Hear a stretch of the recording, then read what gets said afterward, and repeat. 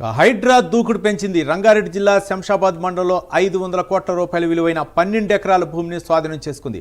శంషాబాద్ మండలం శాతారాయ్ గ్రామంలో survey number 17లో కబ్జాకు గురైన ప్రభుత్వ భూమికి విముక్తి కల్పించింది. చుట్టూ నిర్మించిన ప్రహరీని లోపల ఉన్న షెడ్లను తొలగించి ప్రభుత్వ భూమిగా తెలుపుతూ హైడ్రా బోర్డులు పెట్టింది.